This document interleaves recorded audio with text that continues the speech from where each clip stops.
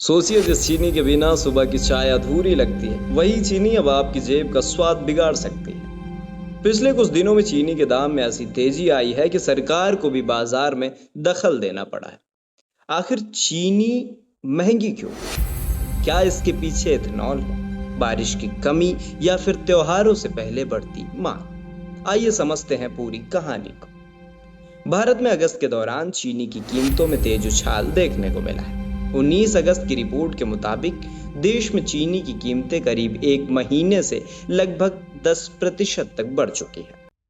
उत्तर प्रदेश के प्रमुख बाजारों में एक्स फैक्ट्री भाव 5400 रुपए प्रति क्विंटल के आसपास पहुंचा है, जबकि दिल्ली और मुजफ्फरनगर जैसे थोक बाजारों में चीनी करीब 5750 से 5800 रुपए प्रति क्विंटल बताई गई है। खुदरा बाजार में भी इसका असर दिखाई दे रहा है। मुंबई में चीनी का खुदरा भाव एक ही सप्ताह में करीब 8 रुपए प्रति किलो तक बढ़कर लगभग 58 रुपए प्रति किलो रिकॉर्ड स्तर पर पहुंचने की रिपोर्ट है। हालांकि देश भर में एक ही खुदरा भाव नहीं, शहर, गुणवत्ता, ब्रांड के हिसाब से कीमतें अलग अलग हैं। अब सवाल यह है कि आखिर कीमत क्यों बढ़ी? सबसे पहली बड़ी वजह है कि बाजार में चीनी की उपलब्धता पर दबाव। महाराष्ट्र और कर्नाटक जैसे बड़े गन्ना उत्पादक राज्यों में बारिश की कमी और मौसम को लेकर चिंता ने अगले सीजन के उत्पादन और कम उत्पाद की आशंका में बाजार में तेजी का माहौल बनाया है। दूसरा बड़ा मुद्दा है एथेनॉल। भारत पेट्रोल में एथेनॉल मिलाने का लक्ष्य बढ़ा रहा है। गन्ने से बनने वाले कुछ उत्पादों का इस्तेमाल एथेनॉल बनाने में होता है।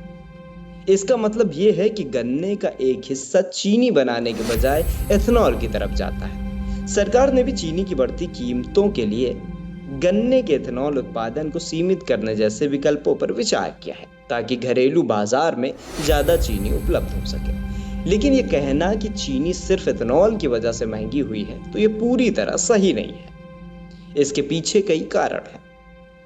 बारिश की कमी, गन्ने के उत्पादन को लेकर चिंता, बाजार में सीमित उपलब्धता और अगस्त से नवंबर के बीच आने वाला त्योहारी सीजन, इन सभी ने चीनी की मांग और कीमत दोनों पर दबाव बढ़ाया। गणेश चतुर्थी, दशहरा, दीपावली जैसे त्योहारों में मिठाई और दूसरी खाद्य वस्तुओं की मांग बढ़ जाती है, जिससे चीनी की खपत भी बढ़ती है। सरकार ने चीनी कारोबारियों के स्टॉक रखने के नियम और सख्त किए हैं। 1 सितंबर से 30 नवंबर तक महीने के 10 मीट्रिक टन से ज्यादा चीनी इस्तेमाल करने वाले डीलरों को 15 दिन से ज्यादा का स्टॉक रखने की अनुमति नहीं होगी। इसका मकसद बाजार में चीनी की उपलब्धता बढ़ाना और जमाखोरी जैसी स्थिति को रोकना है। इसके अलावा सरकार सीमित मात्रा में शुल्क मुक्त चीनी आयात जैसे विकल्पों पर भी विचार कर रही है। जरूरत पड़ने पर आयात शुल्क में बदलाव और घरेलू बाजार में अतिरिक्त चीनी उपलब्ध कराने जैसे कदम भी उठाए जा सकते हैं। तो कुल मिलाकर तस्वीर बिल्कुल साफ है। चीनी की मौजूदा तेजी के पीछे सिर्फ एथेनॉल नहीं है।